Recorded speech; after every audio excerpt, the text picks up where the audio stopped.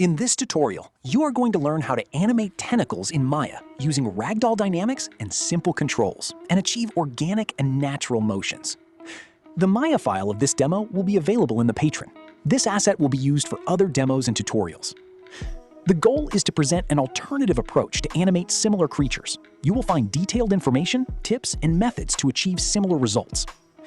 This is part of the Madness approach of Animating with Physics series, an approach that tries to achieve organic and procedural motion.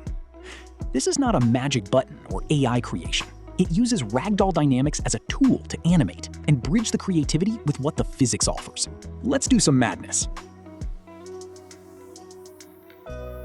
Ingredients for this madness: markers, basic controls for shoulders, COG, and world, hierarchy of joints, and force fields. From the Ragdoll menu, use Snap to Simulation to set the initial pose. This option will transfer the values of the markers to the joints. Now that the initial pose is set to start the animation, use the shoulder controls to block the initial timing. Animate the rotation on Z, plus Y and X translation on these shoulder controls. They become the drivers, generating the energy that will travel across the hierarchy. Do your magic with the curves and keyframes to find what you are looking for in the character.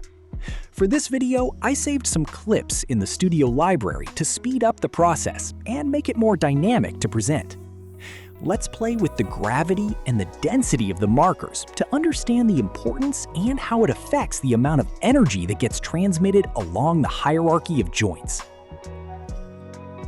First, select the Ragdoll Solver node in the outliner to reduce the gravity and tweak the air resistance to allow the physics to have more underwater or floating effect. Then, adjust the density value on the first 5 or 6 markers to have more control on the strength of the energy and how the rest of the tentacle inherits that energy. Madness Selector is the ideal tool to make this process faster and more friendly, jumping from one to another with just one click. Let's work on the tips of the tentacles. They are inheriting too much of the energy. We will use fields to dial down that motion, keep them more contained, and add turbulence to have extra secondary motion. Add first Newton to attract the tips down, but you can also add a second Newton to push out the upper part of the tentacles. With a second Newton positioned on the upper part of the tentacles, we can use it to push and attract the tentacles in and out. Animate the attribute magnitude to find the values that work. Madness tip: use any of the curves from the shoulders as a master curve and paste it.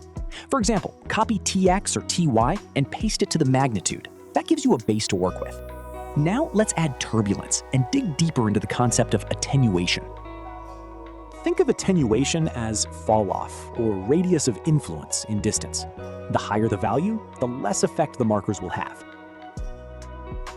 Madness tip: mute animated channels. Include shoulders and magnitude attributes. This tip helps you observe and set up the turbulence values clearly. Add a turbulence field from the Ragdoll menu and find the right values.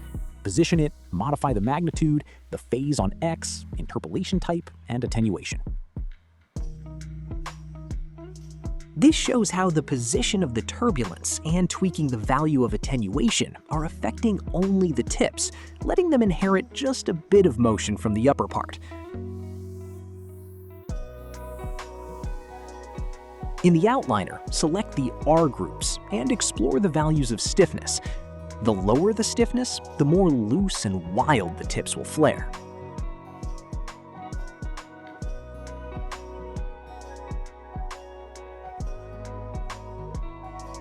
Once the recipe is working, unmute the channels. First the Newton magnitude, then unmute the shoulder. With this as a base, now it's time for you to do some madness. Go animate, bring your creature to life, and create your own recipes. Let's transfer this motion to the asset. I like to have a selection set of the tentacles markers ready.